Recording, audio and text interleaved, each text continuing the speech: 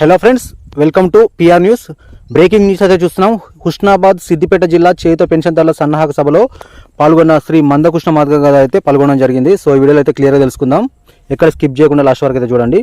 హుస్నాబాద్ సిద్దిపేట జిల్లా చేయుత పెన్షన్దారుల సన్నాహక సభ ముఖ్య అతిథిగా పాల్గొన్న శ్రీ మందకృష్ణ మాదిగ గారు వికలాంగుల పెన్షన్ 6,000కు పెంచాలని, వృద్ధులు, వితంతువులు, ఒంటరి మహిళలతో పాటు మొత్తం చేయుత పెన్షన్ని 4,000కు పెంచాలని డిమాండ్ చేస్తూ హుస్నాబాద్ పట్టణంలోని రాజరాజేశ్వరి ఫంక్షన్ హాల్లో చేయుత పెన్షన్దారుల సన్నాహక సభను అయితే నిర్వహించడం జరిగింది. సో ఈ సభలో ముఖ్య అతిథిగా పెన్షన్దారుల ఆశాజ్యోతి అయిన పద్మశ్రీ మందకృష్ణ మాదిగ గారు అయితే పాల్గొన్నారు. ఈ సభలో మందకృష్ణ మాదిగ గారు మాట్లాడుతూ, అధికారంలోకి వచ్చిన వెంటనే చేయుత పెన్షన్లు పెంచుతామని హామీ ఇచ్చిన రేవంత్ రెడ్డి గారు దారుణంగా మోసం చేయడం జరిగిందని అన్నారు. ముఖ్యమంత్రి పదవి చేపట్టి 20 నెలలు గడుస్తున్నా ఒక్క రూపాయి పెన్షన్ కూడా పెంచలేదని ఆయన అన్నారు. ముఖ్యమంత్రి పెన్షన్ పెంచకుండా ద్రోహం చేస్తుంటే ప్రతిపక్ష పార్టీలు కనీసం మాట్లాడకుండా పెన్షన్దారులు మోసం చేస్తున్నాయని కూడా అన్నారు.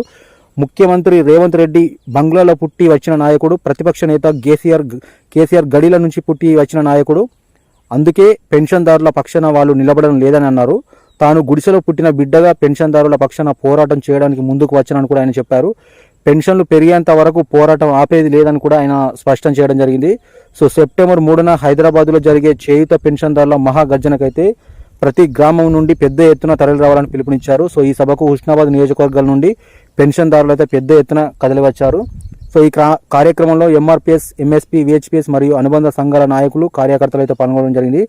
సో మొత్తానికైతే వికలాంగుల పెన్షన్ 6,000కు పెంచే వరకు అయితే ఈ ఉద్యమం అయితే ఆగేటట్టు లేదని అయితే మందకృష్ణ మాదిగ గారు అయితే చెప్పడం జరిగింది. సో ముఖ్యమంత్రి ఈ పెన్షన్ పెంచకుండా ద్రోహం చేస్తుంటే అటు ప్రతిపక్ష పార్టీలు కూడా మాట్లాడకుండా మౌనం వహించడం కరెక్ట్ కాదని కూడా ఆయన చెప్పడం జరిగింది. సో ముఖ్యమంత్రి అయితే రేవంత్ రెడ్డి బంగ్లాలో పుట్టి వచ్చిన నాయకుడు కాబట్టి, సో ప్రతిపక్ష నాయకుడు కేసీఆర్ గడిల నుంచి పుట్టి వచ్చిన నాయకుడు, వారికి వికలాంగుల బాధలు అర్థం కావని కూడా మందకృష్ణ మాదిగ గారు ఈ విధంగా చెప్పడం జరిగింది.